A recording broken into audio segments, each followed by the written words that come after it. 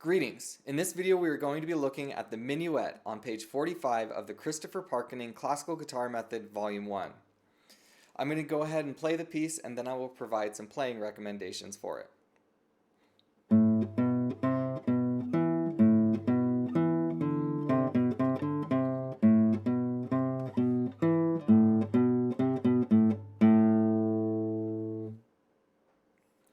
For this piece, I would encourage you to do your best to think of it as two 4-measure phrases, which is fortunate that the music is laid out in that very fashion.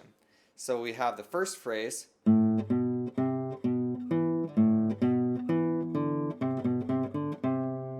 then from there, a lot of the content, the first 2 measures, repeats exactly.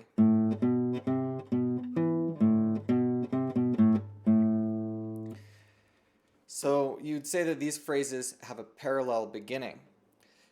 The reason we're thinking in 4-measure groupings is, for one, that the piece is organized as such. It was written with that in mind, but also it helps us to interpret it correctly. So for example, we want to think that we are coming to a bit of an arrival at the end of measure 4, and then a new beginning at measure 5.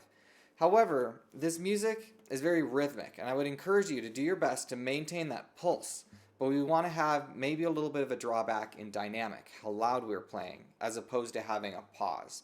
So this would be a pause. I'm just going to play measure 4. We don't want to add that kind of extra beat. We just want to have a little bit of a tapering off to an ending. And then start fresh on measure 5. So have one more listen to it and listen for just the subtle shaping. We don't want to ham it up. We want to have detail, but we want to have it where it's guiding the ear how to hear it, while at the same time being subtle enough that it's interesting and doesn't sound corny.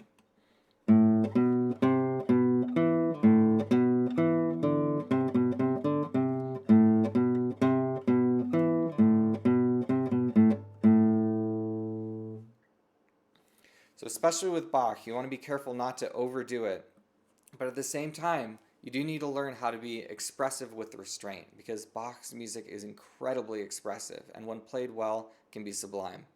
I encourage you to practice this, and as I recommended in the previous video, I would also encourage you to practice saying and playing it. So every note you play, say the note name. It will help you to learn them and get them just deeply embedded in your brain, which you need to do if you're going to move deeper into classical guitar.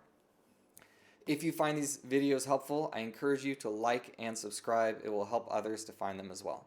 Thank you very much, and God bless.